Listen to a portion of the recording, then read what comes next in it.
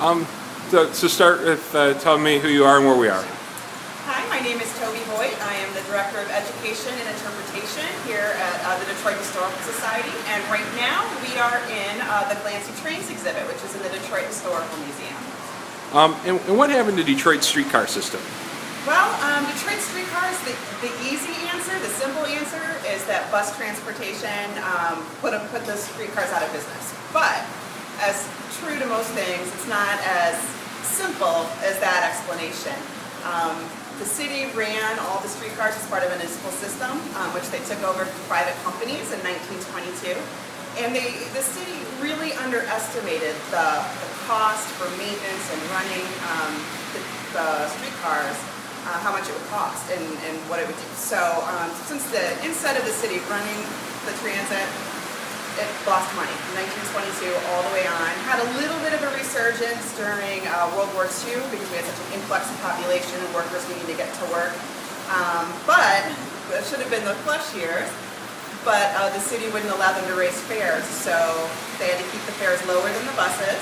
And when the war was over, they had no surplus left to replace all the cars that were worn out during the war. So long about the 1950s, the city, or early 1950s, the city decided that it was going to abandon slowly the streetcars in favor of buses.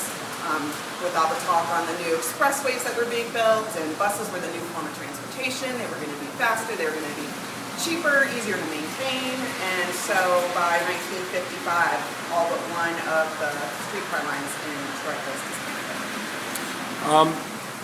And I know it's sort of almost at this point, almost kind of the stuff of urban legend about Right. the streetcars going to Mexico City. What's the real story there? It's true. Actually, they did. Before, the last streetcar line to run, the one that was always profitable, was right up Woodward.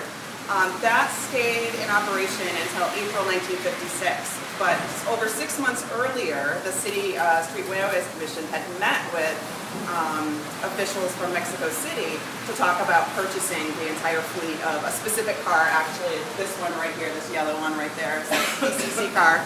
That's what they were running. They made arrangements to sell just under 200 of the City of Detroit's PCC cars for approximately $4,000 a piece. As part of the contract, the city of Mexico City required Detroit to repair, maintain, recarpet, repaint all the cars before they were sent out. And instead of making money on the deal, the city lost, I think the estimate I read was about $500 a car. So not only did we sell our streetcars to Mexico City, we lost money on the deal. And are any of those cars still in operation, or I guess what happened to them? Well, I don't believe there are any that I know of that are operating now, but they did operate in Mexico City at least through the early 1980s.